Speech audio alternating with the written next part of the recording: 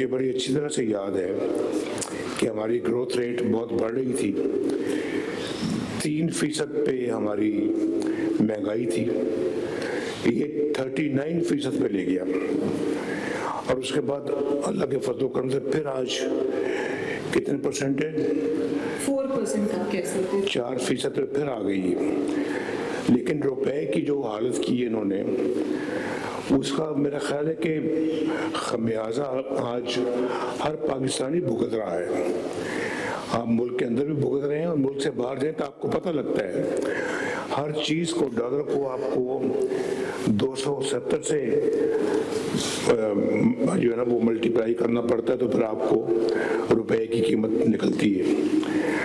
Pound کو 450 450 سے multiply کریں تو آپ کو روپے کی قیمت کا پتہ لگتا ہے۔ یعنی $1 میں $1 300 روپے کے لگ بھگ کا ہے، پاؤنڈ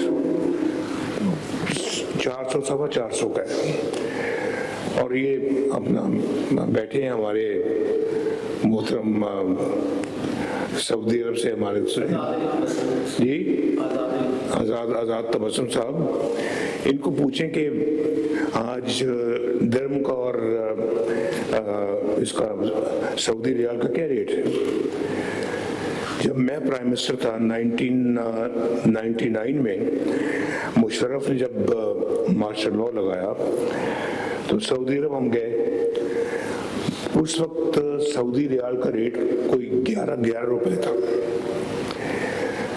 اس وقت، اس زمانے میں، اور آج کتنا ہے تقریباً 78 بتائیں۔ اور درہم کا بھی یہی حال تھا۔ تو بہت تباہی پھیلی ہے ہمارے جانے کے بعد لوگوں نے اس ملک کے اندر، اس ملک کا ستیہ ناش کر کے رکھ دیا۔ اور جو میں نے ابھی کہا کہ بدتمیزی، بد تہذیبی، دنگا فساد اور فتنے جو پاکستان کا کیا کہتے ہیں بالکل نکال دیا انہوں نے بری طرح سے، ہمارا جو ہے نا جی دیوالیہ۔ اور پھر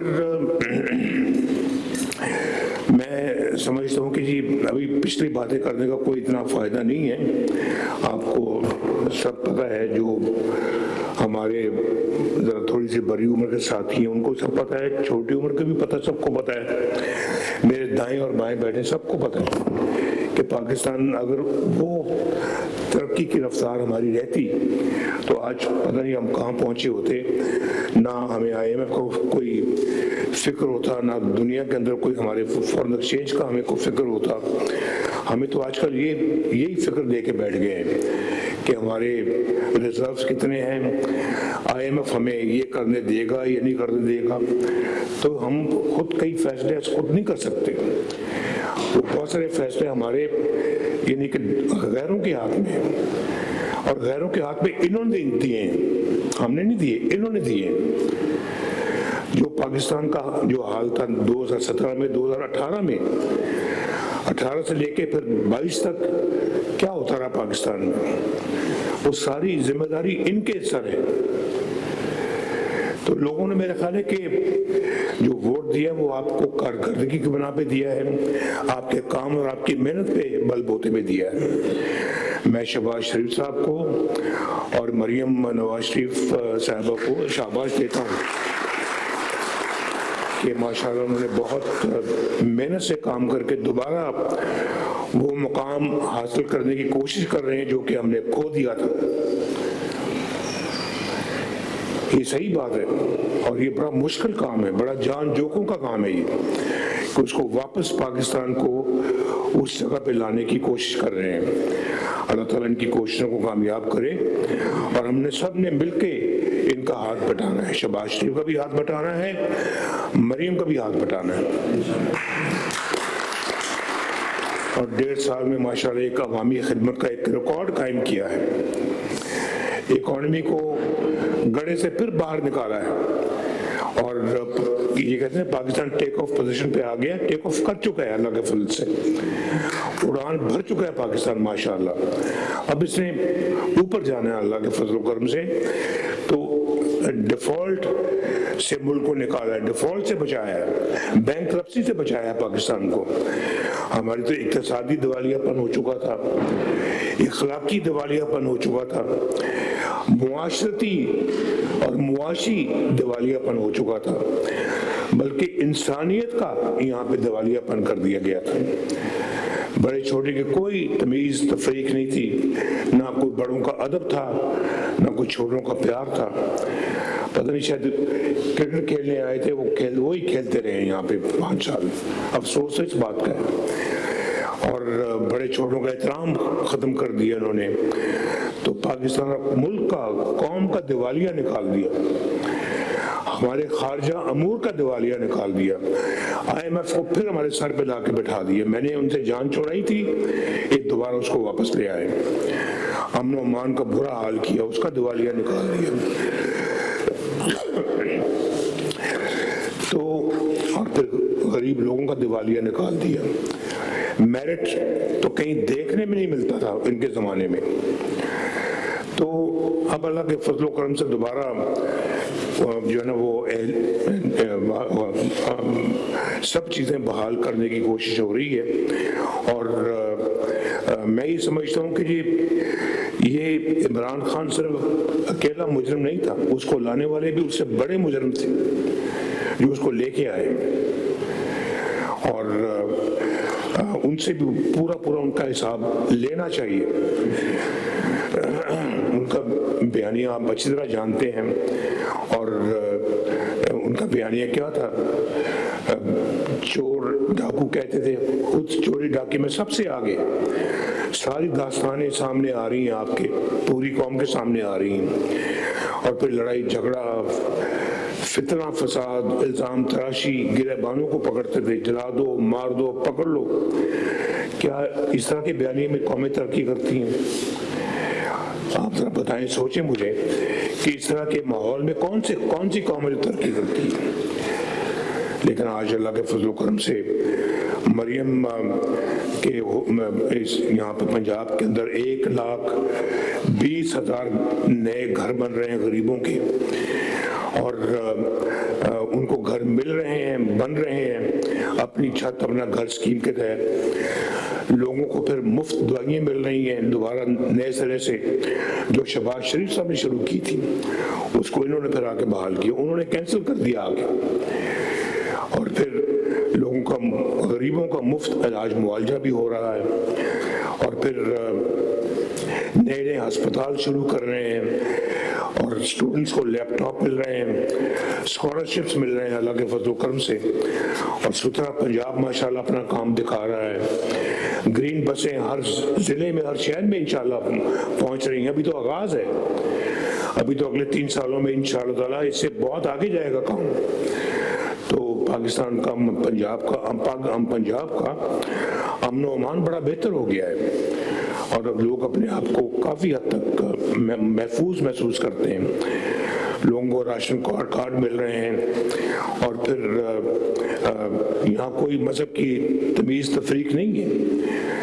दूसरे मज़ाहिब के लोग भी माशाल्लाह, उनके भी जो हमारे भाई बहन हैं उनके लिए भी काम हो रहे हैं। और सैलाब में लोगों ने, हुकूमत ने बेहतरीन कारकर्दगी का मुजाहरा किया। इन्होंने कहा जी हम इलेक्शन का बाइकआउट करेंगे, वो सारा बाइकआउट आपके सामने है, जिसमें अब वो बाइकआउट कैसा बाइकआउट है जिसमें अयूब खान की बहू और उमर अयूब की बीवी जो है वो खुद इलेक्शन लड़ रही है और कहते हैं बाइकआउट है। क्यों जी? अपना चौधरी साहब की बाइकआउट ऐसा होता है जी? हमारे पीटीए का सुबाई जो और उनके उम्मीदवार खड़े थे, उसकी अपने लीडर की तस्वीरें ले लेके फिर रहे थे, कर रहे थे, सारी कैंपेनिंग कर रहे थे, और ये कह रहे हैं बाइकआउट है। नहीं, बस ठीक है, ठीक हो गया।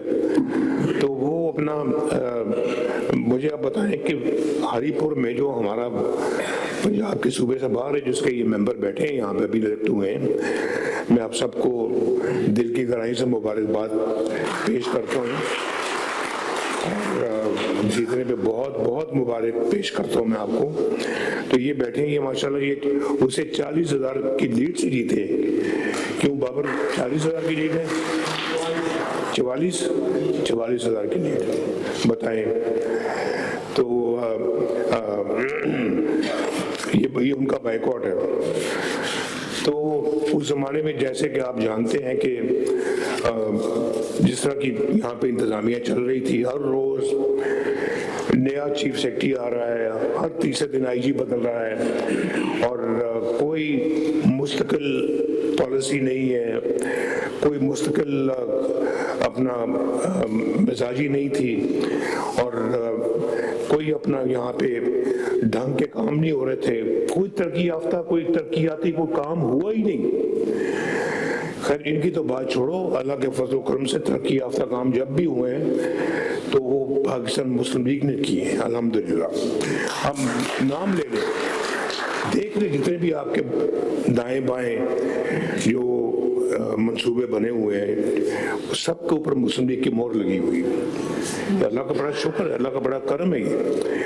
تو کہ آج ماشاءاللہ ایک باقاعدہ پالیسی کے تحت کام ہو رہے ہیں, میرٹ پہ کام ہوتے ہیں, اور ہر جو آپ کی چاہے کابینہ ہو, وزیر ہوں, مشیر ہوں, یا جو آپ کا چیف سیکرٹری ہے یا آئی جی ہے, سی سی ڈی ہے, یا پنجاب کے باقی محکمے ہیں, وہ اپنا اپنا کام کر رہے ہیں. اور یہاں کوئی اس طرح کی بات نہیں کہ جی اس کی سفارش پہ اس کو لگا دو, اس کی سفارش پہ آپ اس کو لگا دیں. اپنے کوئی اس طرح کی بے ہنگم قسم کی ٹرانسفرنگ پوسٹس نہیں ہوتی جہاں سے پچھلے دور میں ہوتی تھی کہ 4 دفعہ چیف سیکرٹری بدلے جا رہے ہیں, 4 دفعہ آئی جی بدلے جا رہے ہیں. اور صرف یہاں نہیں, ہر صوبے میں جہاں بھی ان کی حکومت یہی حال تھا. تو آج ایک اللہ کے فضل و کرم سے ایک گڈ فیل فیکٹر ہے یہاں, فیل گڈ فیکٹر ہے یہاں پہ. تو یہ ایک مجھے یاد ہے کہ ایک ہمارے زمانے میں ہوتا تھا, جب میں فرسٹ ٹائم پرائم منسٹر بنا تو لوگ کہتے تھے کہ بڑا اچھی ایک ہمیں گڈ فیل فیکٹر محسوس ہوتا ہے آپ کے دور میں. تو میں سمجھتا ہوں کہ مجھے خود آج اس کے بعد اس دور میں ایک گڈ فیل فیکٹر محسوس ہو رہا ہے.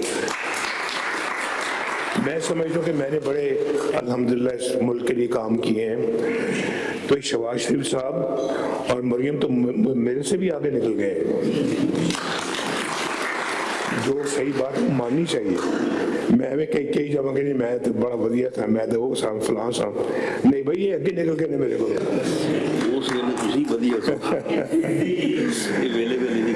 تو اللہ کا شکر ہے کہ میرے سے آگے نکل گئے ہیں, میں بڑا خوش ہوں, اور میں چاہتا ہوں کہ میرے سے اور زیادہ آگے نکل جائے.